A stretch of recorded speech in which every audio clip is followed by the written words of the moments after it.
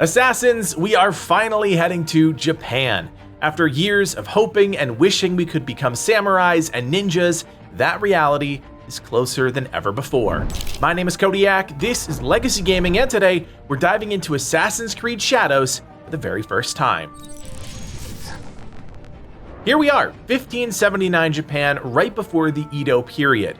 Assassin's Creed Shadows, available on November 15th, is the next game being developed by the Assassin's Creed Odyssey team, and it's very clear this is going to be another grand RPG adventure. The official cinematic reveal trailer just went live, and I'll leave a link to that in the comments below because right now, I really want to talk about what we saw. As you know, we have covered Assassin's Creed Valhalla and Mirage extensively on the channel, so you better believe we'll be diving into Shadows on day one.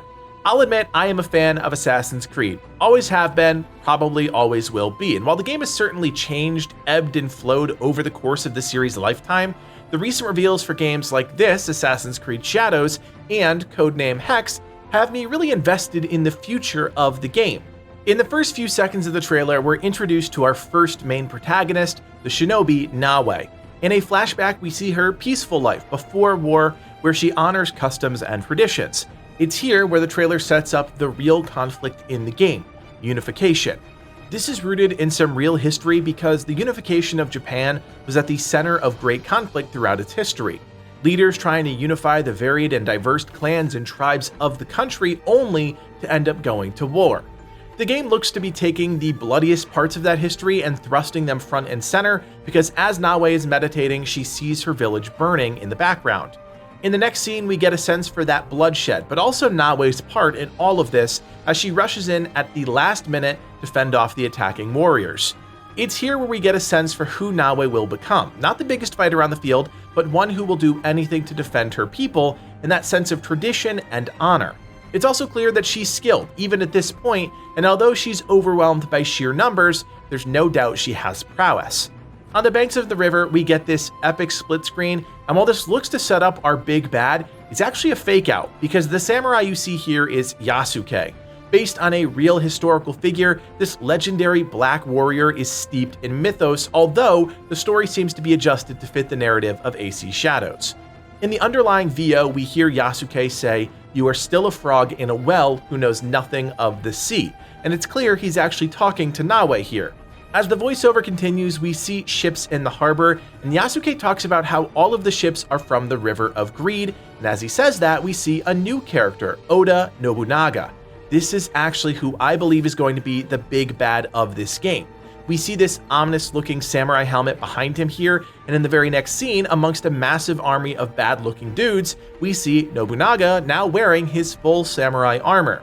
Just knowing the Assassin's Creed formula, I can already see that some of these soldiers here are either generals that we'll need to assassinate, or different types of base fighters that we'll have to encounter as we work to liberate Japan from Oda's oppression. As the camera pans down, we also see a line of musketeers, and that's important because black powder weaponry was in its infancy during the 16th century.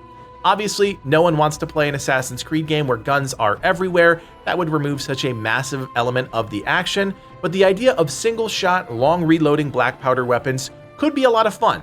This is, of course, not the first time the Ubisoft team has dabbled with guns, it's just a matter of how they're implemented.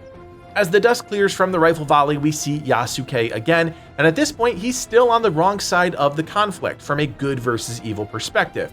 As the line "Vengeance" rings out, we see him cut through 7 soldiers without hesitation, and I think this will all tie back to his backstory, which I'm sure will play out during Shadows gameplay. This is where things get a bit crazy because we get another split screen, but this time in a sort of ethereal plane as Naoe and Yasuke talk about a different path.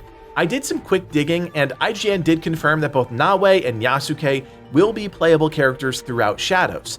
Things already look way different than they did in Valhalla, where you could either play a male or female version of Eivor, but that character was more or less the same. This time around, players will get to choose between either Naoe or Yasuke, and that will result in different playstyles. I am genuinely okay with this, because while I think male and female options are important for a variety of reasons, I'm also wildly okay with those choices impacting our gameplay in a meaningful way. Don't make it a cosmetic choice, make it a real choice. So, after this conversation about different paths, we see a more traditional Assassin's Creed scene. Our protagonist, in this case Naoe, walking through a crowded city amongst a sea of indiscernible faces. A shadowy figure holds out a piece of paper, Naoe scoops it up and walks it over to Yasuke just a few paces away, very Assassin's Creed-like. The end of this shot is where we see Naoe for who she really is, an assassin. Cut to the next scene and things pick up. We're starting as Naoe, but don't worry, Yasuke comes back in a big way. First, let's just point out the fact that Naoe has access to a grappling hook. Again, thanks to IGN, it's been confirmed that we won't be able to use this everywhere, so we will have to tap into some free running, but that's certainly an expansion on what we've come to expect from an Assassin's Creed game. As she flips over the wall, she throws out 3 throwing stars, which again is very on theme with the game. I do wonder what other ranged options there will be. When I think of shinobis, I think of throwing stars, knives, smoke bombs, etc., and I do wonder what her full arsenal will be. We also see our first aerial double takedown, which does feature the hidden blade as well as a tanto, a small Japanese knife. The fighting continues, and we see that Naoe's agility is really the central focus here, and I think that's going to be a key tenet of her gameplay. Cut to another part of this fortress, and Yasuke is making a statement, slamming 2 enemies through the walls of this building. Again, IGN revealed that destructible environments are going to be a big focus of Assassin's Creed Shadows, and we're getting a taste for that here. We do get a nice close-up of the kanabo that Yasuke is wielding. These are found throughout Japanese history and are essentially spiky sticks, but this is Assassin's Creed after all, and a stick just won't cut it. In contrast to Naoe, we see Yasuke's playstyle is much more about brute force, which again, I'm totally okay with. If we are allowed to seamlessly change between characters, then I want them to feel entirely different and be useful in different scenarios. Yasuke absolutely crunches those guys with the kanabo, even wielding it in one hand, which I hope translates to the gameplay as well. In the final scene, we see Naoe and Yasuke on the same side now, entrap an envoy of some sort. That iconic Assassin's Creed music sneaks in, and we get that all too familiar line, "We are the shadows that serve the light." The last shot, as expected, is epic, with Naoe's hidden blade coming into focus, deploying, and then rotating 90 degrees, giving her a completely new angle for how to take on the attacking soldier. I mean, what else would you really expect? The team is constantly finding ways to reinvent the hidden blade, and this time looks to be no different.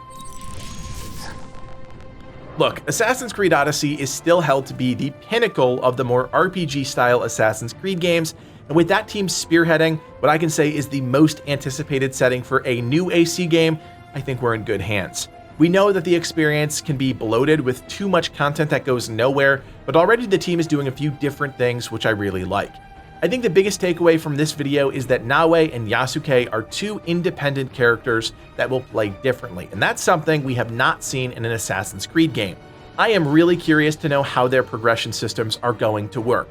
You'd imagine they'd have to be specific to that character, but if seamless gameplay is what's to be expected, how is Ubisoft going to thread that needle and give players a meaningful and streamlined way to power up each, or I suppose both, characters? It's something I'll be really interested to learn more about in the months ahead. Friends, Assassin's Creed is back, and it's a setting we have all wanted forever. Does that mean the game is going to be lights out good? We don't know yet, but you better believe there's real excitement around finally heading to Japan and living out that fantasy as both a samurai and shinobi, all in a massive single-player Assassin's Creed game. You better believe we'll be covering Assassin's Creed Shadows on day 1, so if you like our content and you want to dive into Assassin's Creed with us, be sure to like the video and subscribe so you never miss a thing. My name is Kodiak, and from everyone here at Legacy Gaming, thanks for watching, and play on.